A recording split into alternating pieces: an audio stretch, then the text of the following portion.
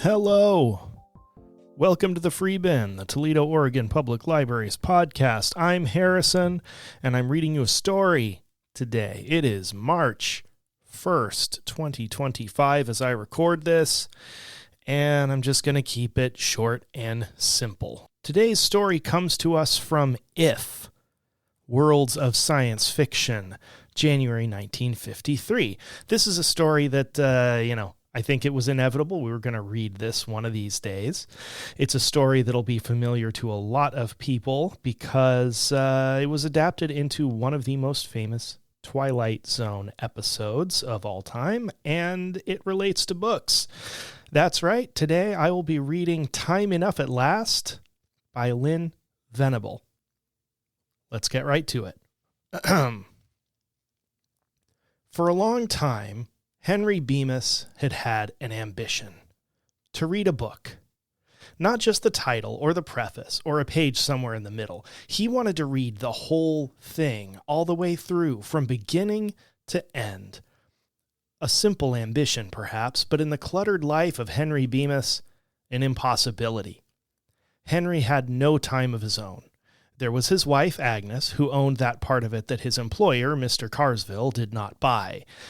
Henry was allowed enough to get to and from work, that in itself being quite a concession on Agnes's part.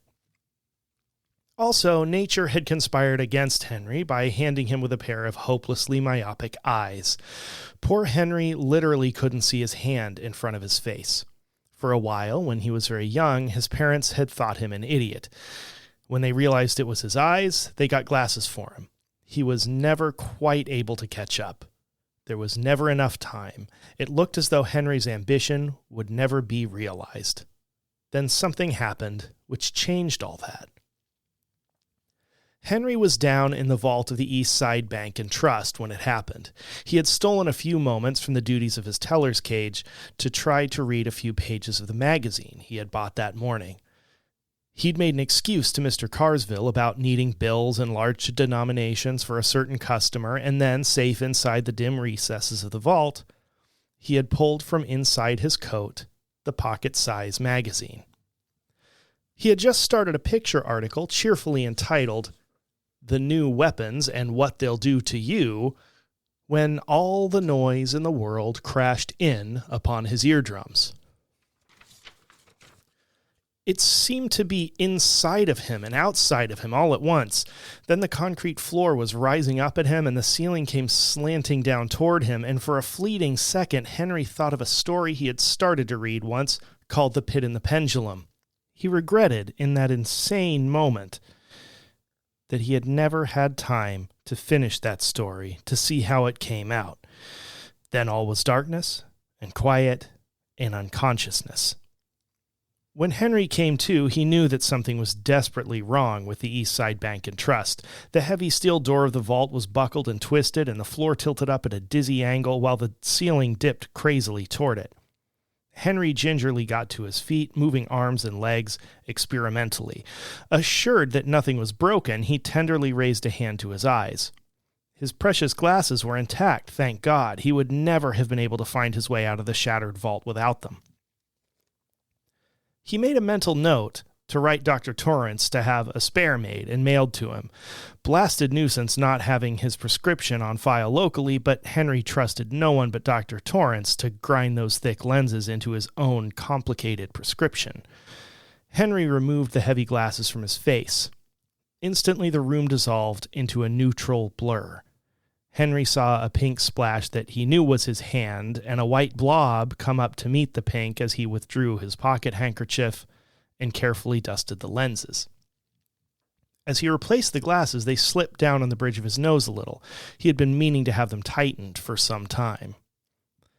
He suddenly realized, without the realization actually entering his conscious thoughts, that something momentous had happened, something worse than the boiler blowing up, something worse than a gas main exploding, something worse than anything that had ever happened before. He felt that way because it was so quiet, There was no whine of sirens, no shouting, no running, just an ominous and all-pervading silence. Henry walked across the slanting floor. Slipping and stumbling on the uneven surface, he made his way to the elevator. The car lay crumpled at the foot of the shaft like a discarded accordion. There was something inside of it that Henry could not look at, something that had once been a person, or perhaps several people. It was impossible to tell now. Feeling sick, Henry staggered toward the stairway. The steps were still there, but so jumbled and piled back upon one another that it was more like climbing the side of a mountain than mounting a stairway. It was quiet in the huge chamber that had been the lobby of the bank. It looked strangely cheerful with the sunlight shining through the girders where the ceiling had fallen. The dappled sunlight glinted across the silent lobby, and everywhere there were huddled lumps of unpleasantness that made Henry sick as he tried not to look at them. "Mr. Carsville," he called. It was very quiet. Something had to be done, of course. This was terrible, right in the middle of a Monday, too. Mr. Carsville would know what to do. He called again, more loudly, and his voice cracked hoarsely. "Mr. Carsville!" And then he saw an arm and shoulder extending out from under a huge fallen block of marble ceiling. In the buttonhole was the white carnation Mr. Carsville had worn to work that morning, and on the third finger of that hand was a massive signet ring, also belonging to Mr. Carsville. Numbly, Henry realized that the rest of Mr. Carsville was under that block of marble. Henry felt a pang of real sorrow. Mr. Carsville was gone, and so was the rest of the staff. Mr. Wilkinson and Mr. Emery and Mr. Pritherd, and the same with Pete and Ralph and Jenkins and Hunter and Pat the guard and Willie the doorman. There was no one to say what was to be done about the East Side Bank and Trust except Henry Bemis, and Henry wasn't worried about the bank. There was something he wanted to do. He climbed carefully over piles of fallen masonry. Once he stepped down into something that crunched and squashed beneath his feet, and he set his teeth on edge to keep from retching. The street was not much different from the outside. Bright sunlight and so much concrete to crawl over, but the unpleasantness was much, much worse. Everywhere there were strange, motionless lumps that Henry could not look at. Suddenly he remembered Agnes. He should be trying to get to Agnes, shouldn't he? He remembered a poster he had seen that said, "In event of emergency, do not use the telephone. Your loved ones are as safe as you." He wondered about Agnes. He looked at the smashed automobiles, some with their four wheels pointing skyward like the stiffened legs of dead animals. He couldn't get to Agnes now anyway. If she was safe, then she was safe. Otherwise...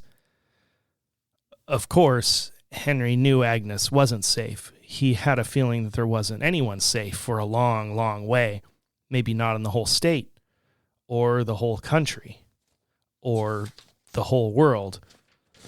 No, that was a thought Henry didn't want to think. He forced it from his mind and turned his thoughts back to Agnes. She had been a pretty good wife now that it was all said and done. It wasn't exactly her fault if people didn't have time to read nowadays. It was just that there was the house and the bank and the yard. There were the Joneses for bridge and the Graysons for canasta and charades with the Bryants, and the television. The television Agnes loved to watch, but would never watch alone. He never had time to read even a newspaper. He started thinking about last night, that business about the newspaper. Henry had settled into his chair quietly, afraid that a creaking spring might call to Agnes's attention the fact that he was momentarily unoccupied. He had unfolded the newspaper slowly and carefully. The sharp crackle of the paper would have been a clarion call to Agnes. He had glanced at the headlines of the first page. Collapse of conference imminent. He didn't have time to read the article. He turned to the second page. Solon predicts war only days away. He flipped through the pages faster, reading brief snatches here and there, afraid to spend too much time on any one item. On a back page was a brief article entitled Prehistoric Artifacts Unearthed in Yucatan. Henry smiled to himself and carefully folded the sheet of paper into fourths. That would be interesting. He would read all of it. Then it came, Agnes's voice. "Henry!" And then she was upon him. She lightly flicked the paper out of his hands and into the fireplace. He saw the flames lick up and curl possessively around the unread article. Agnes continued, "Henry, tonight is the Joneses' bridge night. They'll be here in 30 minutes, and I'm not dressed yet, and here you are, reading." She had emphasized the last word as though it were an unclean act. "Hurry and shave. You know how smooth Jasper Jones's chin always looks, and then straighten up this room." She glanced regretfully toward the fireplace. "Oh dear, that paper, the television schedule. Oh well, after the Joneses leave, there won't be time for anything but the late movie, and don't just sit there, Henry. Hurry!" Henry was hurrying now, but hurrying too much.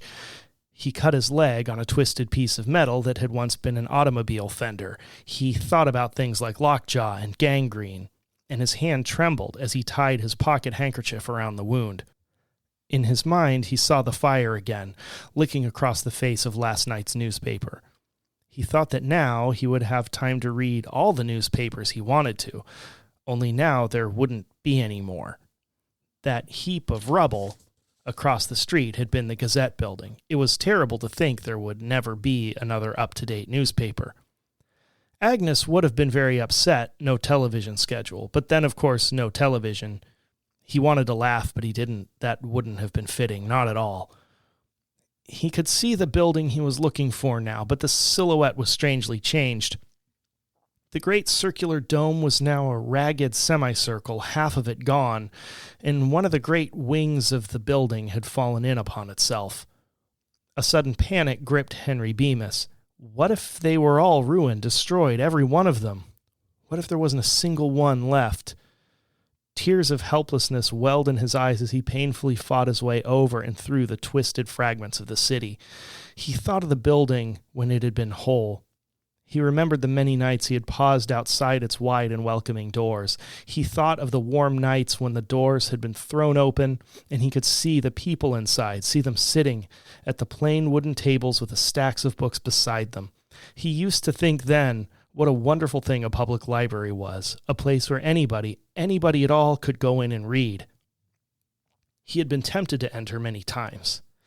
He had watched the people through the open doors. The man in greasy work clothes who sat near the door night after night, laboriously studying, a technical journal perhaps difficult for him, but promising a brighter future. There had been an aged, scholarly gentleman who sat on the other side of the door, leisurely paging, moving his lips a little as he did so, a man having little time left, but rich in time because he could do with it as he chose. Henry had never gone in. He had started up the steps once, got almost to the door, but then he remembered Agnes, her questions, and shouting, and he had turned away. He was going in now, though, almost crawling, his breath coming in stabbing gasps, his hands torn and bleeding. His trouser leg was sticky red where the wound in his leg had soaked through the handkerchief. It was throbbing badly, but Henry didn't care. He had reached his destination. Part of the inscription was still there, over the now doorless entrance. PUBCLIBR. The rest had been torn away. The place was in shambles. The shelves were overturned, broken, smashed, tilted, their precious contents spilled in disorder upon the floor. A lot of the books, Henry noted gleefully, were still intact, still whole, still readable. He was literally knee-deep in them. He wallowed in books. He picked one up. The title was Collected Works of William Shakespeare. Yes, he must read that sometime. He laid it aside carefully. He picked up another, Spinoza. He tossed it away, seized another, and still another. Which to read first? There were so many. He had been conducting himself a little like a starving man in a delicatessen, grabbing a little of this and a little of that in a frenzy of enjoyment. But now he steadied away. From the pile about him, he selected one volume, sat comfortably down on an overturned shelf, and opened the book. Henry Bemis smiled. There was the rumble of complaining stone, minute in comparison with the epic complaints following the fall of the bomb. This one occurred under one corner of the shelf upon which Henry sat. The shelf moved, threw him off balance. The The glasses slipped from his nose and fell with a tinkle. He bent down, clawing blindly, and found, finally, their smashed remains. A minor, indirect destruction stemming from the sudden wholesale smashing of a city, but the only one that greatly interested Henry Bemis. He stared down at the blurred page before him. He began to cry. The end. The Free Bin is a production of the Toledo Public Library, which is part of the Lincoln County Library District in beautiful Lincoln County, Oregon. Writing by Harrison Baker, Cindy Balek, and Denise Marsh. Original music and editing by Harrison Baker. That's me. The views and opinions expressed on this podcast are those of the speakers and do not necessarily reflect those of any organizations they represent. Good night.